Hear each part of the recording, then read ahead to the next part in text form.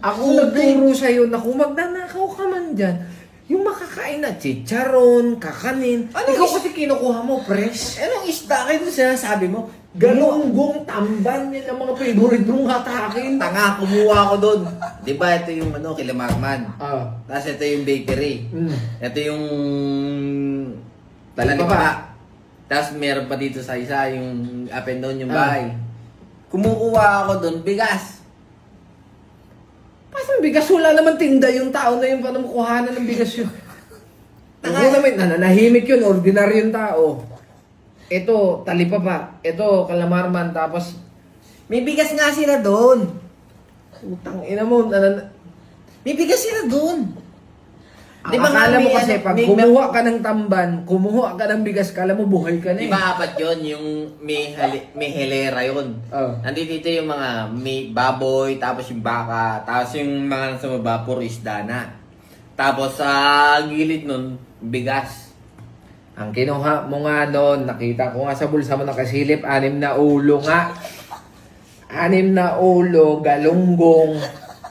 Tapos naglalaro kami ng tiksing, ilapag mo ang galunggong sa harap namin, hindi ka gago. Ang tago ka, di ka ako buha ng galunggong. Puro buhangin na yung isda. Saan na po yung Ako galunggong? bata ako, alam ko, uy isda, ang galing. Kaso putang ina, kakainin mo pa ba yung puro buhangin na yung isda? Saan napunta yung galunggong? Saan ko kinuha yun?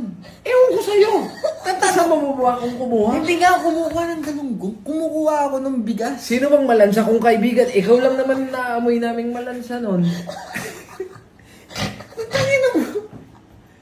Dadating ka dun, hindi mo kinuha, may kaliskis ka sa kamay. Hindi ako kumuha ng isda doon. Yung ninakaw mong bangus, pinalinis mo pa. Bangus. Ay, hindi mo maalala eh. Ang nangyari noon, sabi mo, Kuya, may bangus po kayo, meron.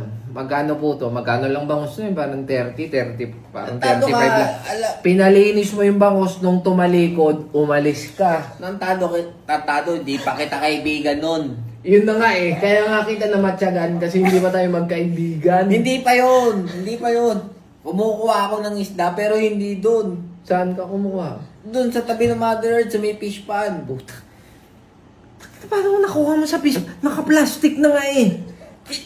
Ang tigas nung isda sa pispan mo nakuha, naka-frozen. Tilapia yun. Tilapia yun na... Paano sa pispan Ano nakuha? frozen? Wala pang uso nung ganun na bukasan. Ang lamig-lamig ng bulsa mo eh. Walang bukasan ng rep na ganun nung panahon natin. Ano kung saan mo? Hindi mo Wala pa kinaya. nga. Hindi pa nga uso yung ice cream nun. Nasa Una tayong nagkita, ang expression ko sa'yo, ang lansa mo. Yung kagano. Impression ko sa'yo. Tangina ng batang to, ang lansa ka. Una tayo nagkita, Sep. Doon sa tindahan nyo. Kami, nagpo-postcard kami doon, Bray. Ikaw, ang dala mo isda. Tapos yung isda, sasabihin mo na bingwit daw nila. Pero pag kinapa mo yung isda, ang lamig, alam mong galing sa rep ng ibang tao. Wala naman kayong rep nun eh. Ang pinagsasabi na ito, putang ina to. Isda! Galing frozen? Ang ibig sabihin nga nun, kasi mo, hindi mo maintindihan yung nangyayari. Ang ibig sabihin nga nun, ang pinapalabas mo kasi, nahuli mo yung isda.